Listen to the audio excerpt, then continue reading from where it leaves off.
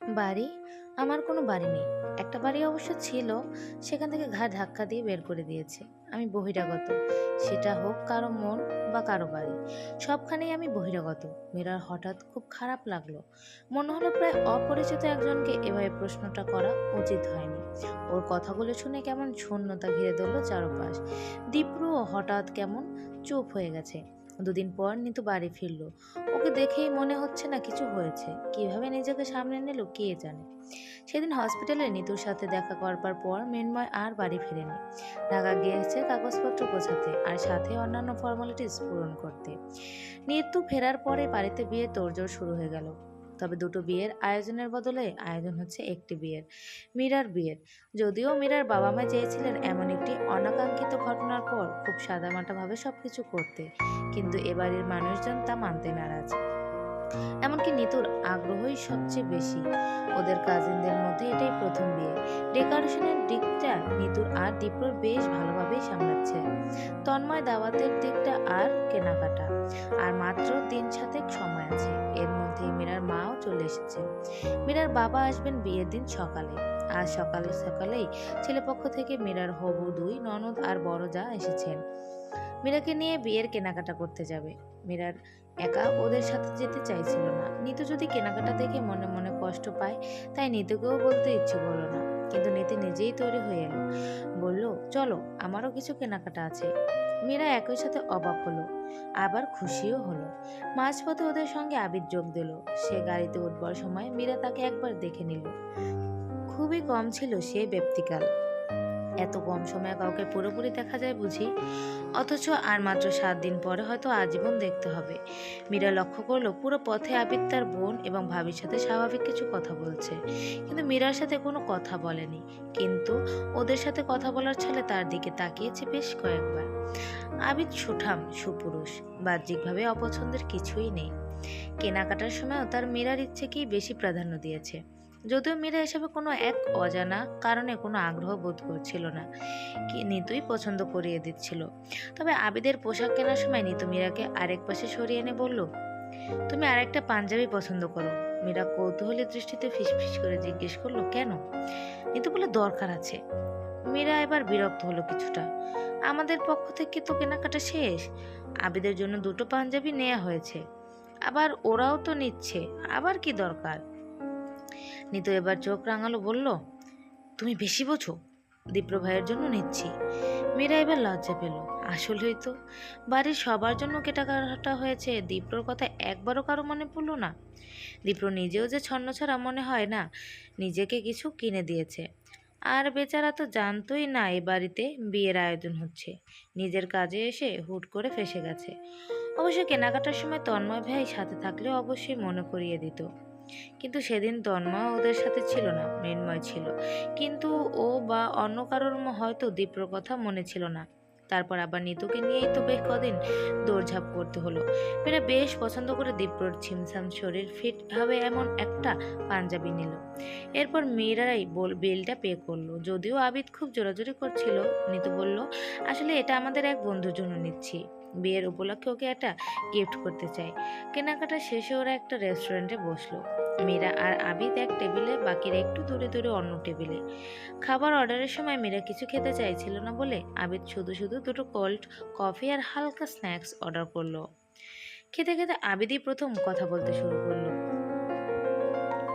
সবকিছু আপনার জন্য খুব তাড়া হয়ে যাচ্ছে, তাই না? মীরা নিচের দিকে তাকিয়ে বলল, তেমনটা নয়। আপনার কি আমার ব্যাপারে কিছু জানার আছে? সেটা যে কোনো বিষয় হতে পারে। Feel free to ask. জানার নেই, তবে জানানোর আছে আপনার ব্যাপারে। জি? আপনার বলতে আপত্তি না থাকলে আমার শুনতেও আপত্তি নেই। আপনার সঙ্গে বিয়ে ঠিক হবার আগে আমার এক অন্য জায়গায় বিয়ে ঠিক হয়েছিল, কিন্তু বিয়ের দিনই সে আবিদ ওকে থামিয়ে দিল। বলল, এই ব্যাপারটা আমি জানি। আমার এ বিষয়ে কোনো আগ্রহ বা আপত্তি কিছুই নেই। এটা খুব নর্মাল একটা বিষয়। আর এটা এতদিন ধরে মনে রাখারও কিছু নেই। মীরা চোখ বন্ধ করলো, কিন্তু আমি মন থেকে সরাতে পারিনি ব্যাপারটা। আমি তার নামে মেহেদি পরেছিলাম, কনে সেজেছিলাম, তার প্রতীক্ষা ছিলাম।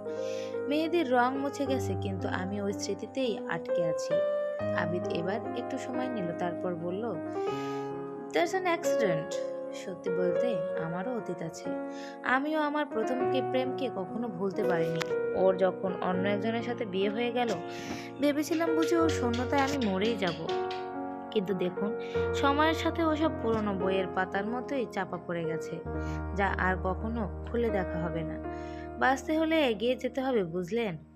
আমি অত বছরের স্মৃতি চাপা দিতে পেরেছি। আমি বিশ্বাস করি আপনি ওই দিন একদিনের স্মৃতি ঠিকই চাপা দিতে পারবেন। মেয়েরা চোখ তুলে তাকালো, আবিদকে ভালোভাবে বোঝার চেষ্টা করলো।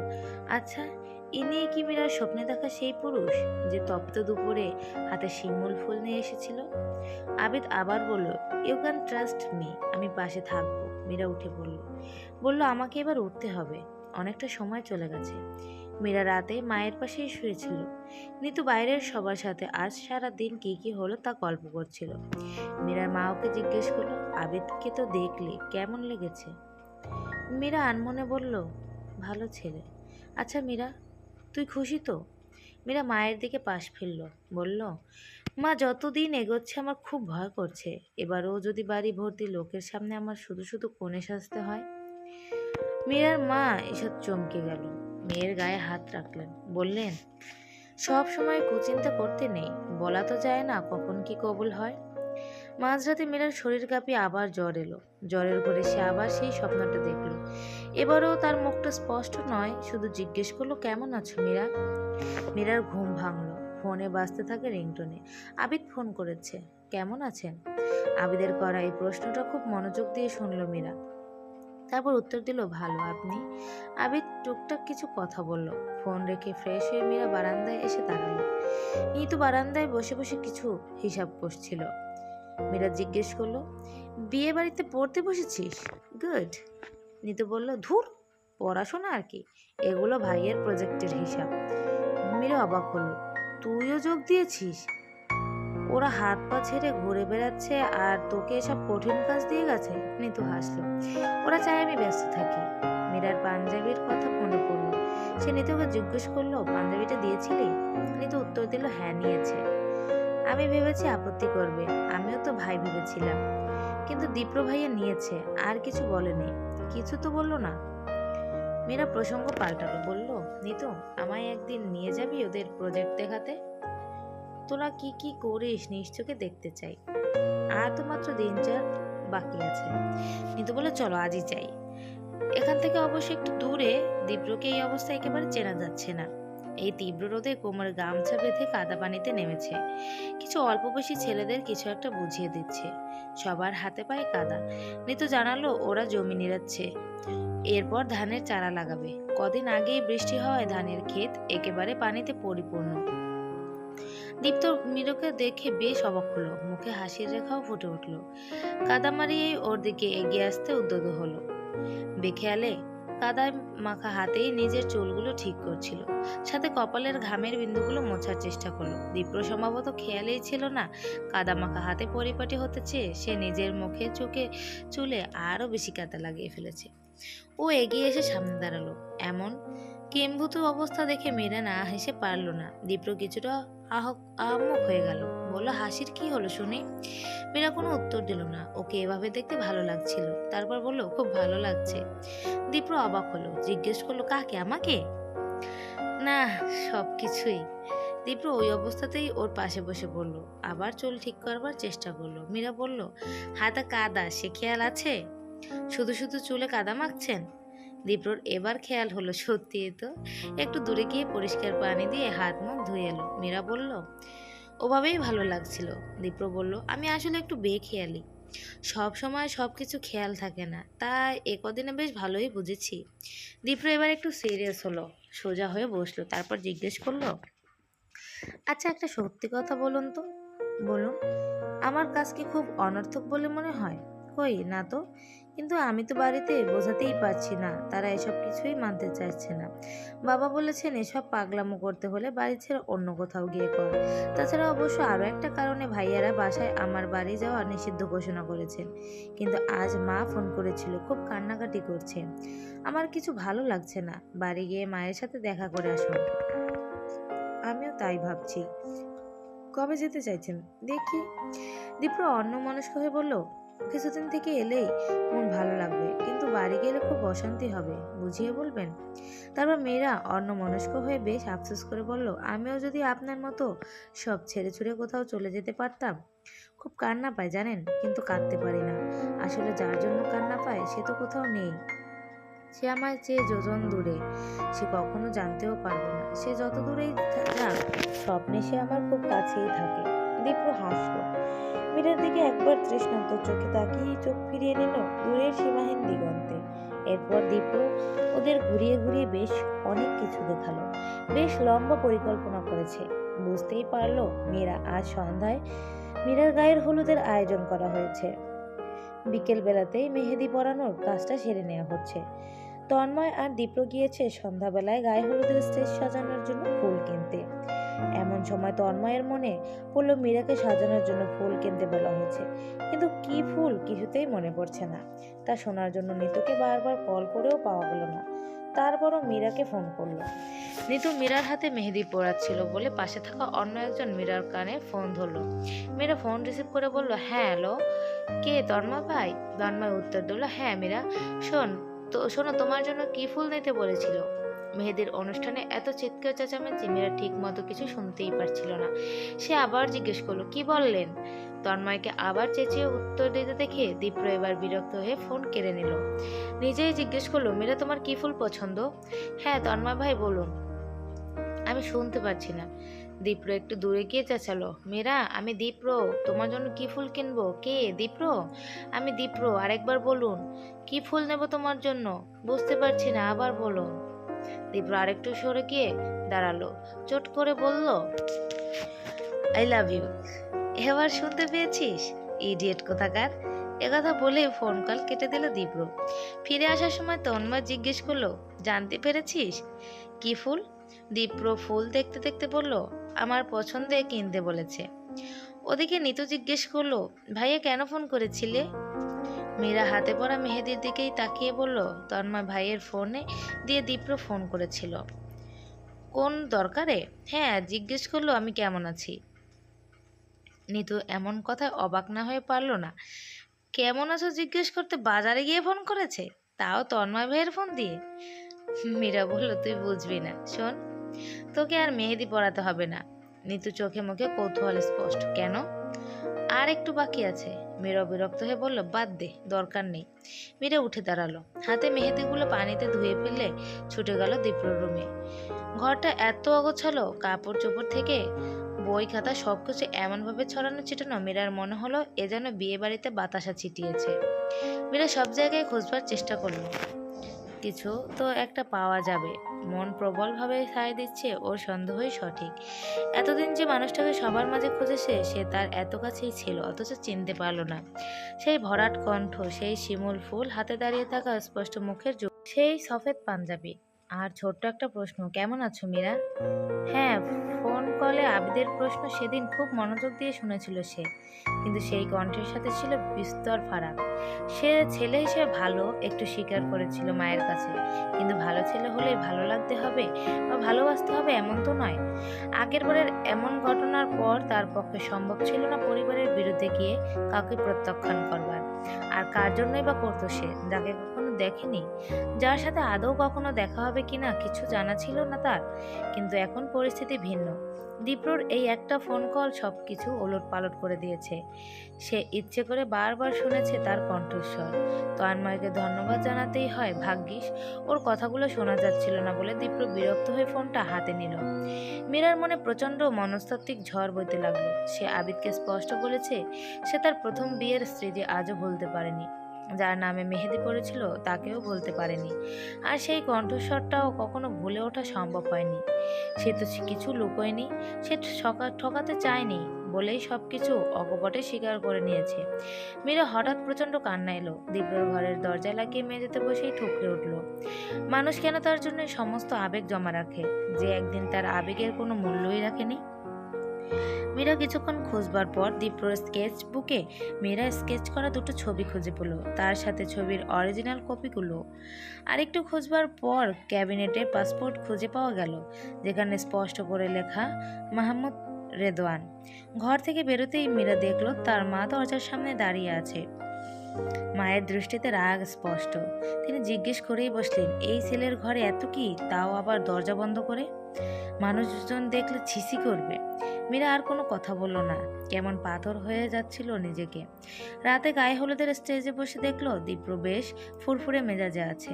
তার মনে হলো একটা মানুষ এত সুন্দরভাবে কি করে নিজেকে লুকিয়ে রাখতে পারে। মীরা অসুস্থ লাগছে এই বাহানা দিয়ে অনুষ্ঠান খুবই সংক্ষিপ্তভাবে সারতে পারলো সে। বাকি সবাই হলুদ ছোঁয়ালেও দীপ্র এড়িয়ে গিয়েছে, বলেছে তার এসব কালচার পছন্দ নয়। ঘরে আসা মাত্রই মীরা নিতুকে জিজ্ঞেস করলো, দীপ্রর পুরো নাম রেদওয়ান মাহমুদ, তোরা বলিসনি কেন আমাকে? নিতু যেন আকাশ থেকে পড়লো, বলল, ওনার পুরো নাম রেদওয়ান? আমি তো আজই শুনছি তোমার মুখ থেকে। আর ভাইয়ের বন্ধুর পুরো নাম আমি কি করে জানবো আজব? নিতু কথায় বোঝা গেল এ যেন আমলে নেয়ার মতো কিছুই না। কিছুক্ষণ পর মীরা নিজেই ফোন করলো আবিদকে। হ্যালো, শুনতে পাচ্ছেন? মীরার কণ্ঠে উৎকণ্ঠা। জি, আপনি এত রাতে? সব ঠিকঠাক তো? না, কিচ্ছু ঠিক নেই, তবে আপনি চাইলে ঠিক করে দিতে পারেন। কিভাবে? আমি দুঃখিত, আপনার সাথে বিয়েটা আমার হচ্ছে না। হোয়াট? আশ্চর্যের বিষয়, মীরা সবটা খুলে বলার পরেও আবিদ কিছুতেই রাজি হলো না বাড়িতে বিয়ে ক্যান্সেলের কথা বলতে। সে সব কিছু জেনেও মীরাকে বিয়েকে প্রস্তুত জানিয়ে দিল স্পষ্ট। মীরা সে রাতে প্রায় সারা রাত কাঁদলো, কোনো উপায়ান্তর খুঁজে পাচ্ছিল না সে। এই মুহূর্তে কি করবে সে? কাকে বলবে এই বিয়েটা তার পক্ষে করা সম্ভব নয়? সে তার সেই মানুষটির খোঁজ পেয়ে গেছে। আশ্চর্যের কথা, মীরা এতদিন বিষয়টা কেন ধরতে পারল না? রেদওয়ানের সেই ফোন কলে মিনিট দুয়েক শোনা গলার স্বর, স্বপ্নে শোনা সেই ম্যাজিক্যাল কথা, মীরা তুমি কেমন আছো, দুটো আসলে একজনেরই ছিল। সেই সঙ্গে আজকের শোনা দীপ্রর ফোন কলের ভয়েসটাও আজ যেন এক ঝটকায় সব সরল অঙ্কের সূত্রের মতো মিলে গেল। স্বপ্নে সেই দূরে থাকিয়ে দাঁড়িয়ে থাকা সাফেদ পুরুষটি আর এত কাছে, অথচ সে চিনতেই পারেনি। জ্বরের উত্তাপে মিশে থাকা স্বপ্নে যেমন সে ছিল, প্রবল ঝড়ে সবকিছু নড়বড়ে হবার পরেও মনের মাঝে সেই ধ্রুব মানুষটিই ছিল। শেষ রাতের দিকে মীরার মনে হলো এখনো তো খুব বেশি দেরি হয়নি। পরিস্থিতির চাপে সে আবিদকে বিয়ে করতেই যাচ্ছিল, প্রায় হয়তো করেই ফেলতো। বিয়েটা হয়ে গেল হয়তো তার আর কিচ্ছু করার ছিল না, কিন্তু এখনো তো বিয়েটা হয়নি।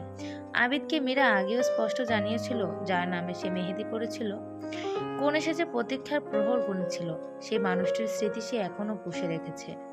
মেয়েদের রং মুছে গেল, তাকে নিয়ে মনে মনে বোনা হাজার স্মৃতি তার কণ্ঠস্বরে রয়ে গেছে। আবিদ এসবে পাত্তা দেয়নি। মীরার কাছে তখনও শক্ত কোনো খুঁটি ছিল না, ইচ্ছে না থাকা সত্ত্বেও এই বিয়ে প্রতিহত করবার। কিন্তু এখন মীরা নিজেই নিজেকে প্রশ্ন করে, আর কিছু না হোক সে অন্তত দীপ্রর কাছে জানতে চাইবে কেন করা হয়েছিল তাকে শেষ মুহূর্তে প্রত্যাখ্যান, কেন পরে আসবার কথা বলে আর কোনো দিনও নিতে এলো না, বাবা অসুস্থ হয়ে গেলেও না, খুব কাছে আসবার দিনই কেন এত দূরে চলে যাওয়া। ভোরের আলো ফোটবার কিছুক্ষণ আগে মীরা নিজেই গেল দীপ্রর ঘরের দরজায়। বেশ অনেকক্ষণ ধাক্কাধাক্কি করবার পরে দীপ্র দরজা খুলল। ঘুমের ঘোরে চোখ মিটমিটিয়ে হাত নেড়ে বলল, হাই অরুন্ধতী, শেষ পর্যন্ত বশিষ্ঠের কাছে এসেছ? মীরা ওর টালমাটাল অবস্থা দেখে বুঝতে পারলো দীপ্র কিছু একটা খেয়েছে, খুব একটা সেন্সে নেই। প্রচণ্ড রাগ হলো মীরার। সে যা জানতে এসেছিল তার চিঠি ফোটাও জিজ্ঞেস করতে না পেরে শুধু বলল, তুই বশিষ্ঠ না, তুই বাংলা সিনেমার বাপ্পারাজ। চোখের সামনে এত কিছু হয়ে যাচ্ছে আর তুই মাঝরাত্রিরেও মদ গিলেছিস। আগের কথা বাদই দিলাম, আমি অন্তত একদিনে খুব ভালো করে বুঝতে পেরেছি তুই আমাকে ভালোবাসিস, অথচ তোর চোখের সামনে সবকিছু হয়ে যাচ্ছে, তুই বসে বসে মদ গিলছিস। দীপ্র চোখ ঘষতে ঘষতে বিরক্ত হয়ে বলল, আচ্ছা আমরা কি আগামীকাল সকালে কথা বলতে পারি? এই মুহূর্তে আমার খুব ঘুম পাচ্ছে, আর আমি ওসব ছাইপাশ গিলিনি। তোমার গায়ে হলুদ উপলক্ষে পানি দিয়ে ঘুমের দুটো ওষুধ একসাথে গিলেছি, যেন আজ রাতে ভালো ঘুম হয়।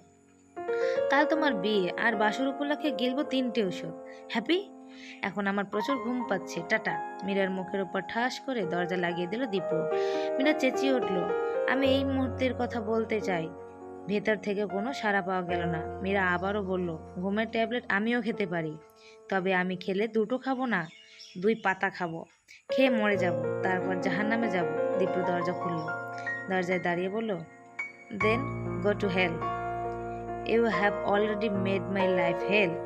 মীরা ওর পাঁজরে স্বগতিক ধাক্কা দিতেই কিছুটা বেসামাল হয়ে মেঝেতে লুটিয়ে পড়া ঠেকাতে দরজা ছেড়ে পাশে থাকা কাউচের উপর বসে পড়ল দীপ্র। ঘুম ঘুম ভাবটা এখনো ছাড়েনি, দুহাতে চোখ তখনও খসেই যাচ্ছিল। মীরা ভিতরে ঢুকে দরজাটার ছিটকিনি লাগিয়ে দিল। বেড সাইডে গ্লাসে থাকা পানি ওর চোখে মুখে ছিটিয়ে দিতেই দীপ্র চেঁচিয়ে উঠল, হচ্ছেটা কি এসব? কেমন অসভ্যতা! লোকে কি বলবে? মীরা বলল, আমি আপনাকে চিনতে পেরেছি। দীপ্র বসা থেকে উঠে দাঁড়ালো, প্রশ্বাসের গতি বাড়ালো, সংকোচ মিশ্রিত কণ্ঠে কাঁধ নাচাতে নাচাতে বলল, না চেনার কি আছে, এবারে সবাই আমায় চেনে। মীরা বলল, কথা ঘোরাবেন না, আমি জানি আমি প্রথম থেকেই আমায় চিনতে পেরেছেন। আমাদের বাড়ি থেকে আমার ছবি দেয়া হয়েছিল, সেটা আজও আপনার কাছে আছে, আমি জানি। দীপ্র কোনো প্রতিক্রিয়া দেখালো না, কিছুটা সময় নিল, কোমরে দু হাত গুজে দীর্ঘ একটা শ্বাস ফেলে ঠান্ডা স্বরে বলল, ওকে দেন, কি চাইছো তুমি? আবার কি করতে হবে আমায়? প্রত্যাখ্যান করে নিজেই দূরে ঠেলে দিয়েছিলে। আমি নিজে সব দায় মাথায় নিয়ে সরে এসেছি, তোমার থেকে যোজন দূরে চলে যেতে চেয়েছি, এখানে এসেছি। অতবার এসেই দেখে সেখানেও তুমি। আমি যত দূরেই যাই তুমি কেন আমার পিছু ছাড়ছো না? কেন আমরা দূরে গিয়েও এত কাছাকাছি এসে পড়ছি? মীরা ওর কথার আগাগোড়া কিছুই বুঝতে পারছিল না। কি সব বলে যাচ্ছে সে? কে কাকে প্রত্যাখ্যান করেছে? দীপ্রর কথার যুক্তি কিছুতেই মিলছিল না, বিভ্রান্তি কিছুতেই কাটছিল না ওর মনে। জিজ্ঞেস করলো, আপনি বলতে চাইছেন আমি আপনাকে প্রত্যাখ্যান করেছি? আপনি নিজে আমায় প্রত্যাখ্যান করেছিলেন, তাও আবার আমাদের বিয়ের মাত্র 2 ঘন্টা আগে, আপনার বাবার অসুস্থতার অজুহাত দিয়ে। দীপ্রর চোখে হঠাৎ অগ্নি ঝরল, রাগে কাঁপতে কাঁপতে আঙুল উঁচিয়ে মীরার চোখে তাক করে বলল, আমার বাবা অসুস্থ হয়েছে জাস্ট বিকজ অফ ইউ। আমার ভাইয়েরা আমায় আমার অসুস্থ বাবার কাছে পর্যন্ত যেতে দেয়নি জাস্ট বিকজ অফ ইউ। আমি তারপরও তোমায় এত কাছে পেয়েও সেসব বিষয়ে কখনো কোনো প্রশ্ন তুলিনি, কোনো অভিযোগও করিনি, just because I love you once and I have that feelings for you somewhere till now. I tried a lot but I can't hate you anymore. Mira বিস্ময়ের চোখে বলল, আপনার কোথাও ভুল হচ্ছে। দীপ্রর মীরার কথা উড়িয়ে দিয়ে হাসতে হাসতে বলল, হ্যাঁ, ভুল একটা হয়েছিল সারা জীবন বিয়ে করতে না চাওয়া। আমিটাও শুধুমাত্র একটা ছবি দেখেই আমার হবু বইয়ের প্রেমে পাগল হয়ে গিয়েছিলাম। তার ছবি ছোট্ট করে রিসাইজ করে ওয়ালেটের পকেটে করে নিয়ে ঘুরতাম, সময় পেলে খুব লুকিয়ে দেখতাম। অসংসারী ছন্ন ছাড়া আমিও সংসার করবার স্বপ্ন দেখতাম। মীরা প্রায় কাঁদো কাঁদো হয়ে বলল, তাহলে ছেড়ে কেন গিয়েছিলেন? আর এলেন না কেন? মানলাম বাবা অসুস্থ, কিন্তু পরিস্থিতি কিছুটা সামলে গিয়ে আসা যেত না? আমি যে মনে মনে এখনো সেই কণ্ঠের প্রতীক্ষা করি, আমার সেই বাগদত্তা যাকে আমি কখনো দেখিনি, যে কণ্ঠ আমায় একদিন ফোনে জিজ্ঞেস করেছিল, হ্যালো মীরা, কেমন আছো? আমি আজ একটু ব্যস্ত রাখছি, কেমন? আপনি জানেন, আমার প্রতি মন খারাপের রাতে আপনি আমার স্বপ্নে আসতেন। আমার কল্পনার সেই সাদা সফেদ শুভ্র অস্পষ্ট রূপে জানতে চাইতেন, মীরা তুমি কেমন আছো? কিন্তু আমি কখনো বুঝতেই পারিনি আমার সেই রেদওয়ান দীপ্র একই মানুষ। যদি না আজ ফোন কলে কণ্ঠটা আবার শুনতাম। দীপ্র বলল, তোমার ফোন নম্বরটা অনেক কষ্টে জোগাড় করেছিলাম। ঝোঁকের মাথায় ফোন করে কি বলবো খুঁজে পাচ্ছিলাম না সেদিন, তাই কেমন আছো জিজ্ঞাসা করেই রেখে দেই। আরেকটা বিষয় বলি, আমার দীপ্র নামটা আমার আম্মা ছাড়া বাড়িতে কেউ ডাকে না, তবে আমি আমার স্কুল কলেজ সব জায়গায় দীপ্র বলতেই স্বাচ্ছন্দ্য বোধ করি। দাদার মতে এটা নাকি হিন্দুয়ানি নাম, রক্ষণশীল পরিবারের এসব চলে না, তাই বাড়ির লোকজন রেদওয়ান বলে।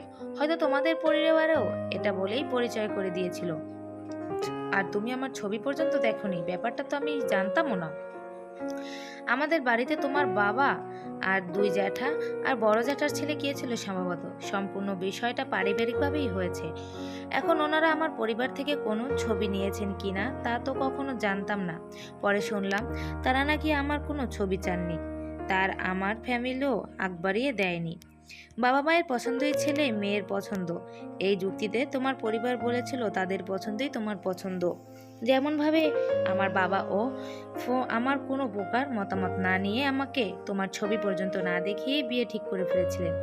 পরে অবশ্য আমি ভাবির কাছ থেকে তোমার একটা ছবি ম্যানেজ করেছিলাম। ভাবি তোমাকে দেখতে গিয়ে নিয়ে এসেছিল সম্ভবত। আমার কাছে শুরু থেকেই বিষয়টা বোঝা মনে হচ্ছিল। চাকরিটা হবার সাথেই বাবা মা সহ বাড়ির সবাই এত তাড়াহুড়ো করছিল যেন তোমাকে আমার গলায় ঝুলে দিলেই আমি মহাসংসারী হয়ে যাব। আমি আর চাকরি বাকরি বাড়ি ছেড়ে এমন মাঠঘাট চাষবাস নিয়ে পড়ে থাকবো না। দীপ্র হাসলো, আবার বলল, আমার উপর প্রচণ্ড চাপিয়ে দেওয়া বিয়েটা আমার কাছে স্বপ্নের বিয়ে হলো সেদিন, যেদিন আমি তোমার ছবিটা প্রথম দেখলাম। কি মায়া, কি স্নিগ্ধতা তোমার চোখে। আমার বুক পাঁজরে সেদিনই প্রথম ধাক্কা দিয়েছিলে তুমি, আর আজ আবার ধাক্কাটা দিয়ে ব্যথাটা বাড়িয়ে দিলে। কেন এত মায়া বাড়াও বলো তো? আর আজ আবার কি বা চাইতে এসেছো? মীরা কাঁদতে কাঁদতে বলল, আমি তো আপনার মায়াতেই থাকতে চেয়েছিলাম আজীবন, কিন্তু আপনিই তো এলেন না। আমি বসে রইলাম, আমার বিয়েটা ভেঙে গেছে জেনেও আমি সারা রাত বউ সেজে বসেছিলাম, কিন্তু আপনি এলেন না। দীপ্র এবার মীরার দিকে এগিয়ে এলো, বলল, তুমি এভাবে সব দোষ আমার ওপর চাপিয়ে দিতে পারো না। অস্বীকার করতে পারবে বিয়ের দিন সকালবেলা তুমি তোমার বয়ফ্রেন্ডকে বলনি আমায় ফোন করতে যেন আমি বিয়েটা ভেঙে দিই? তোমার এত বছরের রিলেশন আছে জেনেও আমি তোমাকে বিয়ে করতাম জোর করে?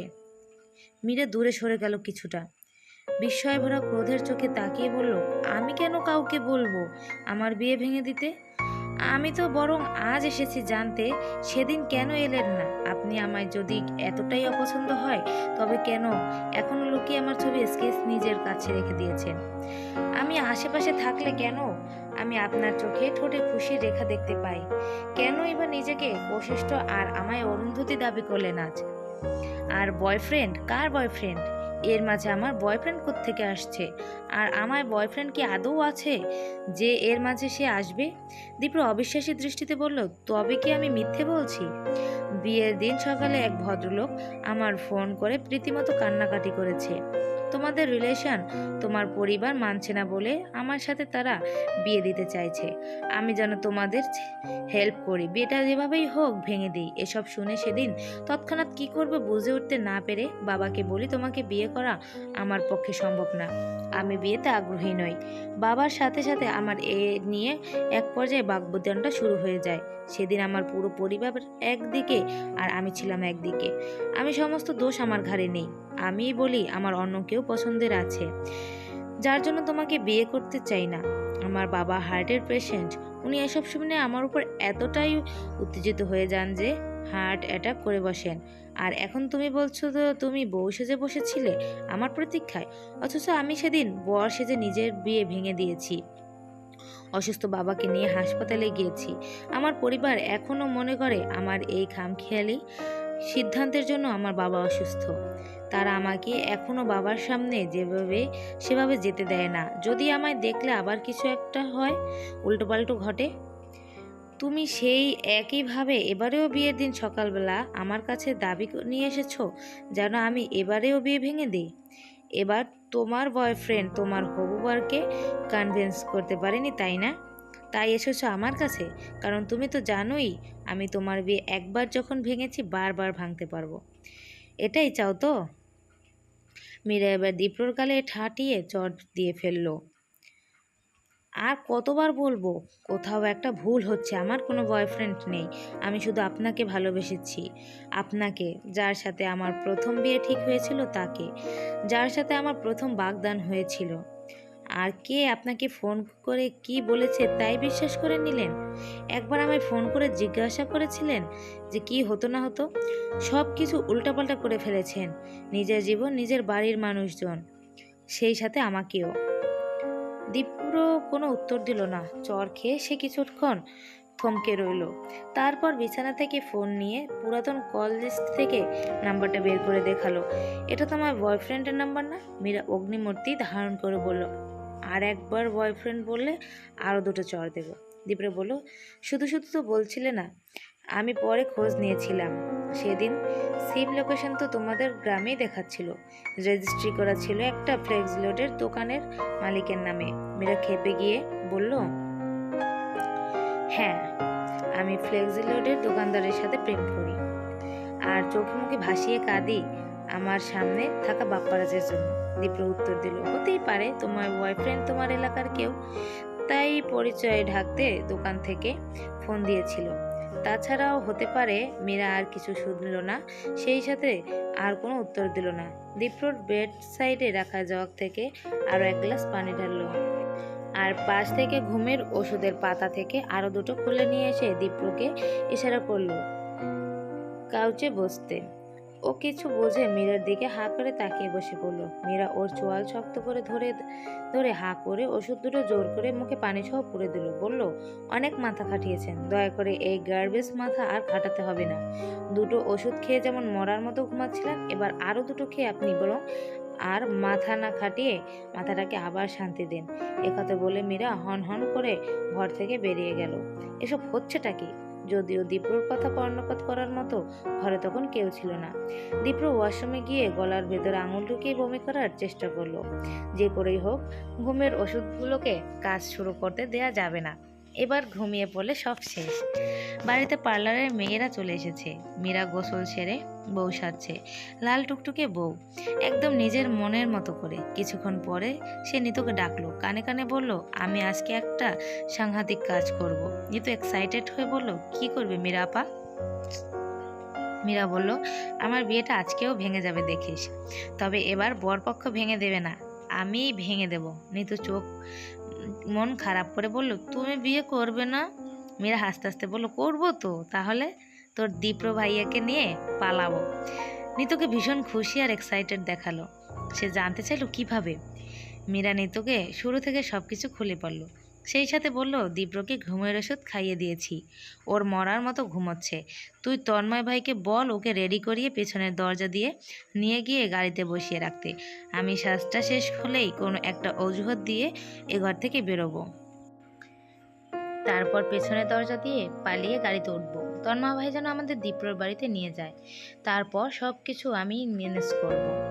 বাড়ির তখনও কেউ কিছু জানে না, মীরা, তন্ময় আর নিতু ছাড়া। বিকেলের দিকে বরপক্ষ আসবে।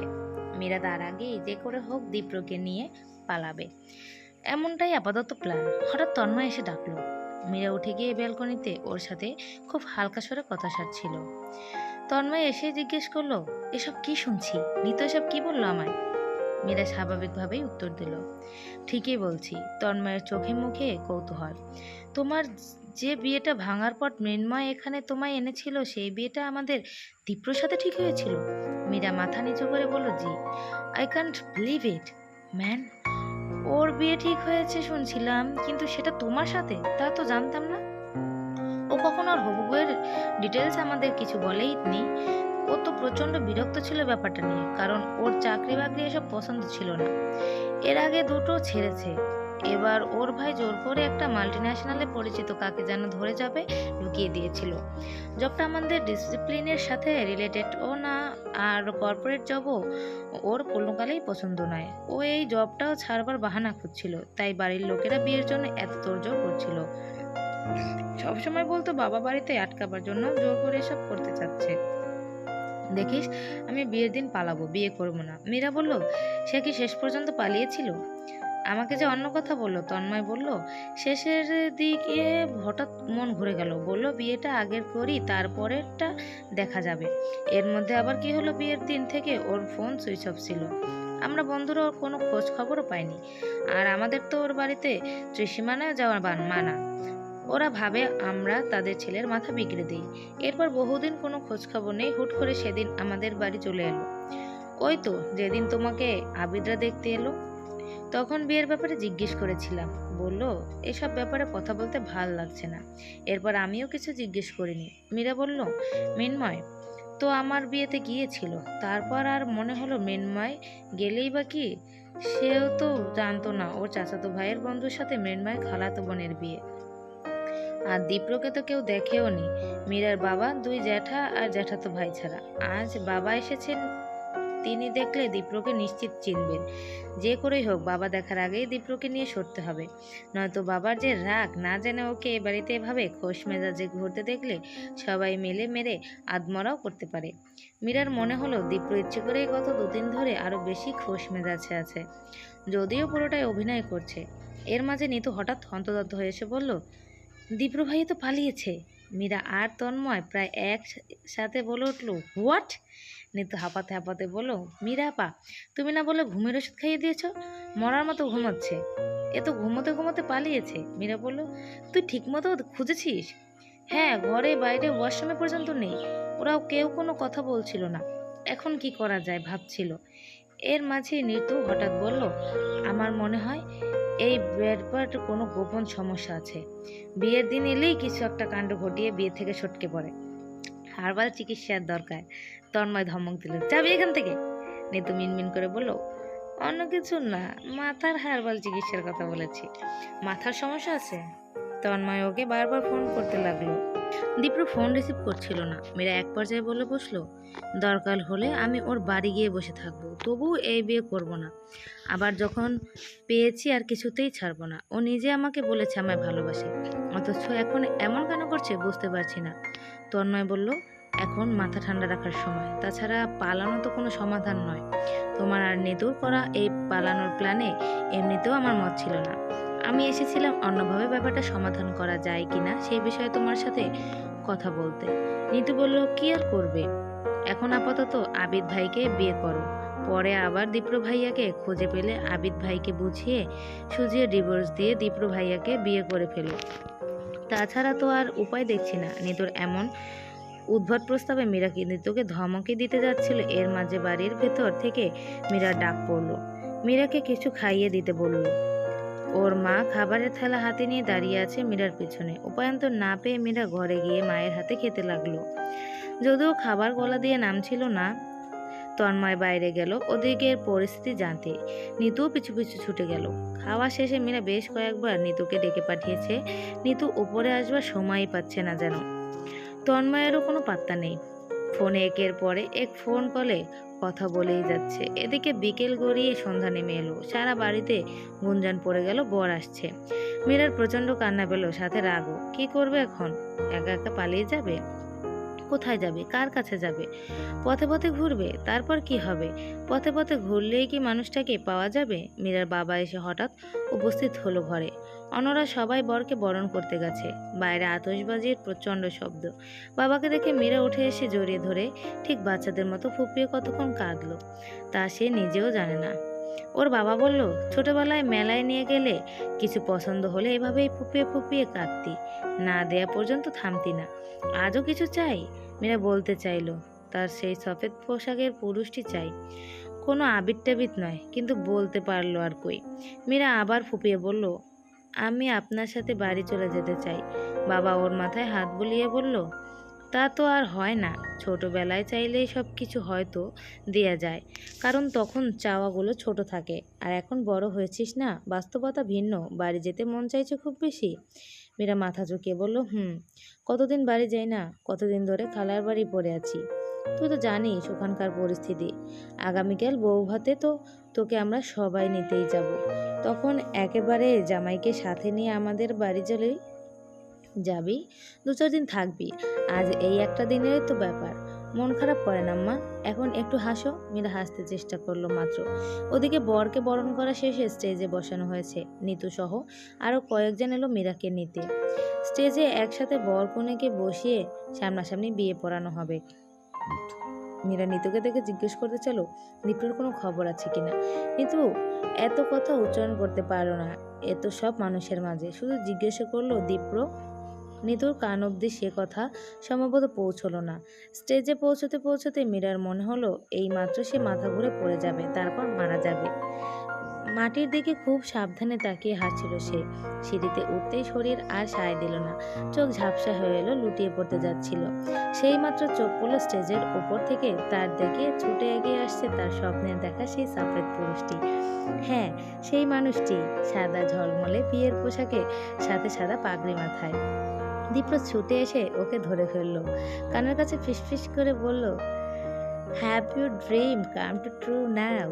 মীরা ওকে শক্ত করে জড়িয়ে ধরে কাঁদতে কাঁদতে বলল, আপনি খুব খারাপ, খুব। I am sorry. তো সব কিছু ম্যানেজ করে আস্তে আস্তে দেরি হয়ে গেল।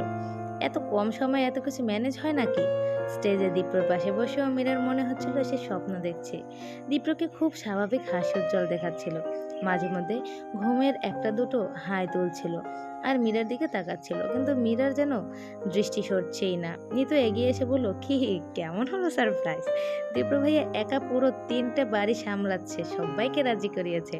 তন্মার ভাইও অবশ্য একটু হেল্প করেছে ব্যাপারে। মীরা শুধু বলল, তোরা খুব খারাপ। দীপ্র বলল, তুমি সবচেয়ে খারাপ, মাথায় পচা বুদ্ধিতে ঠাসা, ঘুমের ওষুধ খাইয়ে আমায় নিয়ে পালিয়ে যাবে শখ কত। এই দেখো, পালিয়ে না, সবার সামনে দিয়ে সন্ধানে সজ্ঞানে বগল দাবা করে নিয়ে যাব। আমি ভদ্র ছেলে, ওসব পচা বুদ্ধিতে নেই। মীরা কাঁদো কাঁদো চোখে বলল, আই হেট ইউ। দীপ্র ফিস ফিস করে বলল, I love you too my Arundhati. বিদায় বেলায় মীরা বাবাকে জড়িয়ে যখন কাঁদছিল, ওর বাবা হেসে হেসে মেয়েকে জিজ্ঞেস করলো, কি আম্মা, এখনো বাড়ি যেতে ইচ্ছে করছে? মীরা বলল, বাবা আপনি ওদের মতো খুব খারাপ।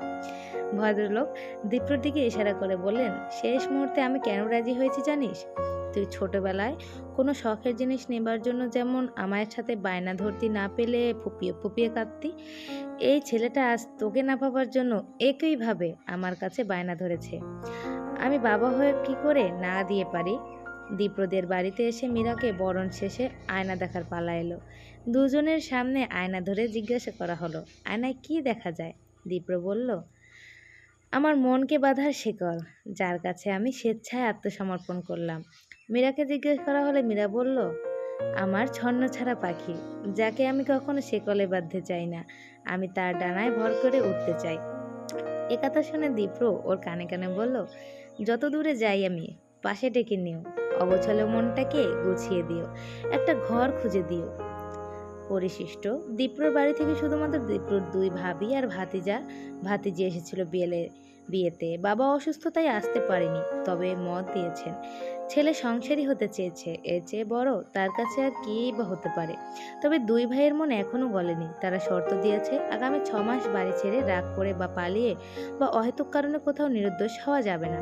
6 মাসে যদি এমনটা সে করে দেখাতে পারে, তবেই তারা মেনে নেবে। তবে দীপ্র এতে রাজি হলেও শেষ পর্যন্ত সে শর্ত মেনে চলতে ব্যর্থ হয়েছে। মাঝে একবার মীরার সাথে কথা কাটাকাটি করে 4 দিন নিরুদ্দেশ ছিল। 5ম দিন অবশ্য ফিরে এসেছে, মীরাকে বলেছে আর হবে না। যদিও সে এরপরে আরও একবার 3 দিন নিখোঁজ ছিল, তবে তারপর আর এখনো পর্যন্ত কখনো নিরুদ্দেশ হয়নি। খুব সম্ভবত ভবিষ্যতে আর হবেও না। ওর আর তন্ময়ের প্রজেক্টটাও বেশ ভালোভাবে রান করে গেছে। বাড়ি থেকেও অবশ্য এখন আর চাকরি বাকরির চাপ দেওয়া হয় না। ওদিকে আবিদকে ম্যানেজ করতে কিছুটা বেগ পেতে হলেও তন্ময়ের পরিচিত এলাকার এক রাজনৈতিক ভাইয়ের ধমকে শেষ পর্যন্ত কাজ হয়েছিল। তাছাড়া দীপ্রকে করা সেই ফোন কলের হদিস আজও পাওয়া যায়নি।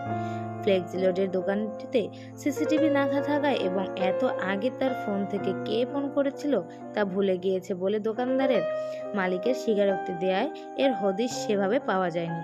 যেহেতু সবকিছু ঝুট ঝামেলাবিহীন সুন্দরভাবেই চলছে, তাই এখন আর এই বিষয় নিয়ে ঘাটতে সম্ভবত ওরা কেউই আগ্রহী ছিল না।